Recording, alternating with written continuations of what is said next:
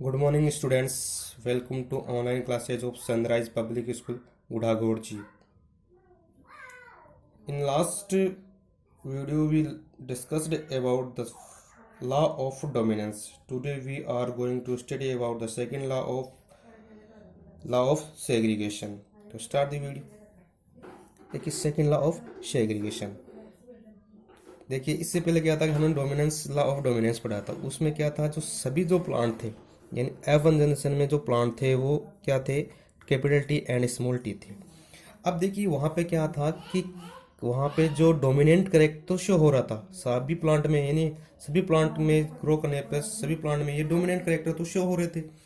But ये recessive character का क्या हुआ, इस रेसेसिव करेक्टर का क्या हुआ, ये रेसेसिव करेक्टर कैसे रेसेसिव हो गया, डोमिनेंट क्यों हुआ, इसको जानने के लिए मेंडल ने फिर से अपना एक्सपेरिमेंट आगे बढ़ाया। तो उसने क्या किया, जो ये जो प्लांट थे यानी जो F1 जनरेशन जो प्लांट थे, इन्हीं प्लांट को ग्रो किया, इनसे सीड कवर किए और फिर उन सीड को क्या किया, फिर से उनको ग्रो किया। तो ग्रो करने के बाद में भी ये ऐसे ही प्लांट बने थे, ऐसे ही प्लांट बने। इसका मतलब ये सारे प्लांट कैसे थे, F1 जनरेशन में कैसे थे, 100% इम्प्योर टोल थे। तो उसको जानने के लिए इस करेक्टर को यानी इस रेसेसिव करेक्टर को जानने के लिए आगे ने मेंडल ने ये रूल को आगे बढ़ाया।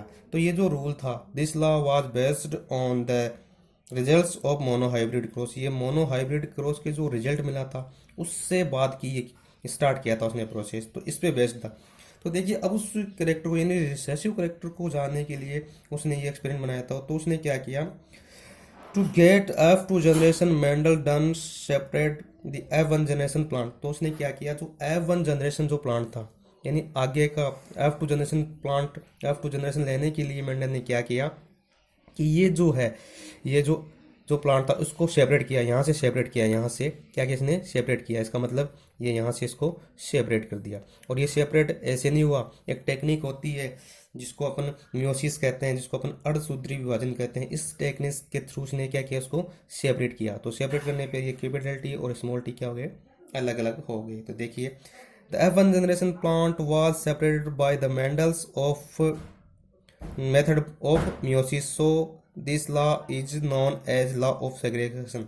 तो देखिए जब उसने मेंडल ने इस प्लांट को अलग अलग किया, इस प्लांट को कैपिटल टी और स्मॉल टी फैक्टर को दोनों को अलग अलग किया मियोसिस प्रोसेस के थ्रू, मियोसिस मेथड के थ्रू, तो ये जो रूल है, ये जो लॉ है क्या कहलाया, लॉ ऑफ सेग्रीगेशन कहलाया, लॉ ऑफ सेग्रीगेशन कहलाया। तो यहाँ तक समझ में आएगा क्या कि एक तो ये जो रूल था लॉ ऑफ सेग्रीगेशन क्या था, ये जो रूल था ये F1 जनरेशन के जो प्लांट थे उस पे क्या था, ये बेस्ड था।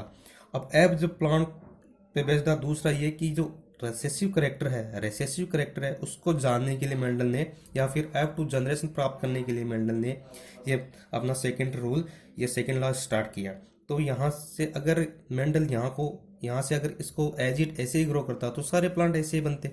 लेकिन F2 जनरेशन के लिए इस रेसेसिव करेक्टर को जानने के लिए मेंडल ने क्या किया कि यहाँ से इसको सेपरेट किया, यहाँ से इसको मियोसिस टेक्निक से सेपरेट किया था। ध्यान रखना इसको सेपरेट किया था, इसलिए इसको लॉ ऑफ सेग्रीगेशन कहते हैं। और ये किस मेथड के थ्रू हुआ, मियोसिस, जिसको अर्धसूत्री विभाजन कहते हैं।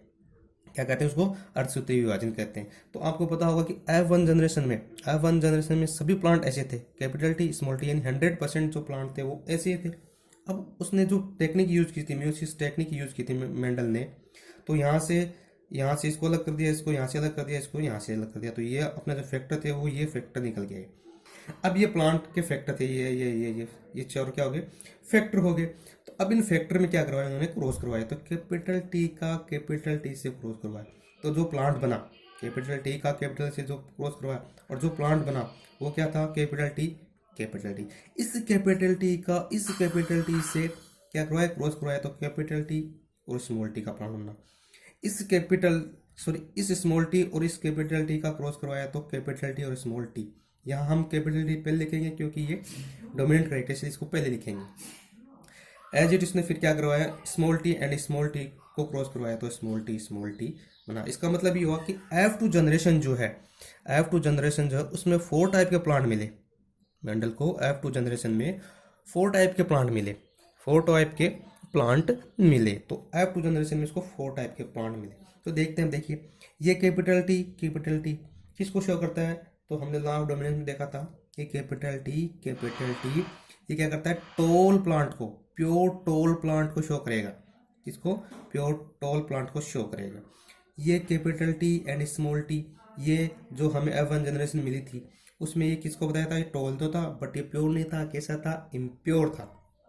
ये भी कैसा होगा? इम्प्योर था। ये जो प्लांट है ये किसका हमने देखा था? ये रेसेसिव कैरेक्टर F1 जनरेशन में जब हमने लॉ ऑफ डोमिनेंस में इसको क्रॉस करवाया था तो इसको किसका फैक्टर माना था? हमने इसको ड्वार्फ का फैक्टर माना था। तो इस प्रकार यहाँ से ये जो प्लांट था F1 जनरेशन के जो प्लांट थे वहाँ उसने मियोसिस के थ्रू उसको क्या किया? सेपरेट किया। सेपरेट करने के बाद इसमें ने क्या करवाया? मेंडल ने क्रॉस करवाया। तो क्रॉस कराने में जो F2 जनरेशन मिली उसमें 4 टाइप के प्लांट मिले। 4 टाइप के प्लांट मिले। इसमें कितने मिले? 4 टाइप के प्लांट मिले। आई होप यहाँ तक आपको समझ में आया होगा कि ये जो F2 PD है या F2 जनरेशन है इसमें 4 टाइप के प्लांट हमें मिले थे। यानी मेंडल को उसमें F2 जनरेशन में 4 टाइप के प्लांट मिले थे। तो ये जो प्लांट है वो टॉल प्लांट होगा। ये प्योर टॉल है, ये भी टॉल है बट ये इम्प्योर टॉल है, ये भी इम्प्योर टॉल है और ये क्या है? ड्वार्फ प्लांट है। अब देखिए हमने जो टर्म थे उसमें फिनोटाइप और जीनोटाइप के बारे में बताया था मैंने आपको।